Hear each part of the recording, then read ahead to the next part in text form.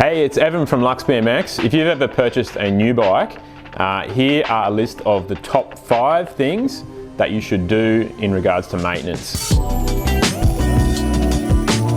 So after a period of time, there are a few little things that you may need to do to just keep the bike rolling as things settle in, just to make sure things are okay and you don't have any issues further on down the track. Starting with number 1, the first thing you should check with a new bike is your pedals.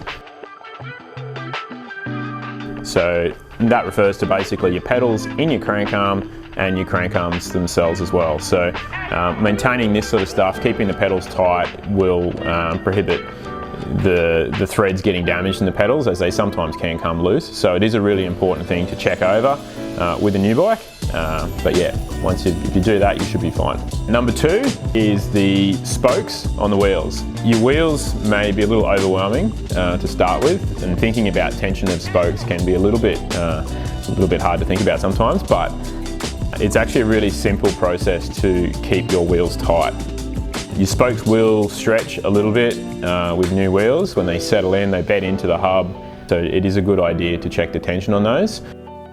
What I suggest is getting yourself just a little spoke key. These guys are pretty cheap. It's a perfect little tool to have in your toolbox on hand, just to make sure that your wheels keep running nicely.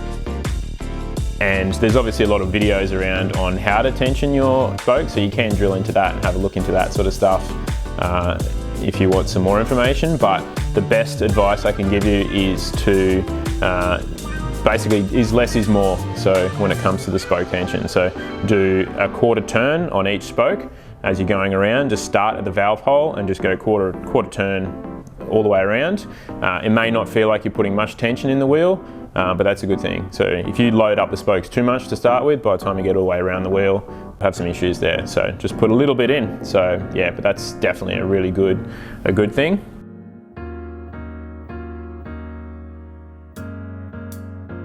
Number 3 would be the hubs.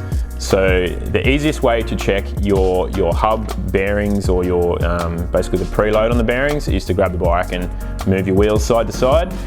You should be able to tell if there's any sort of play there. If there is play, then most of the time you should be able to adjust that up pretty easily.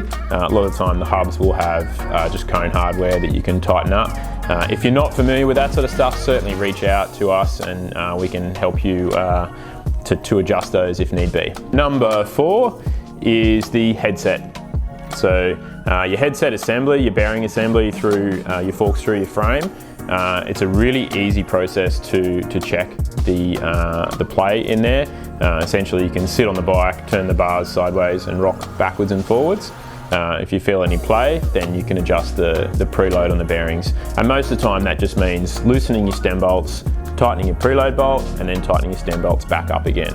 And that'll ensure there's no play there and there's no damage to the bearings. Number 5 is the stem itself.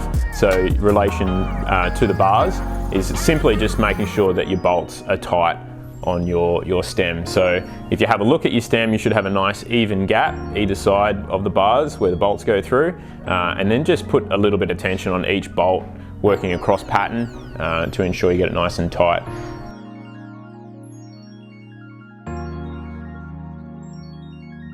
So that wraps up the top 5 things to do in maintenance after getting a new freestyle bike.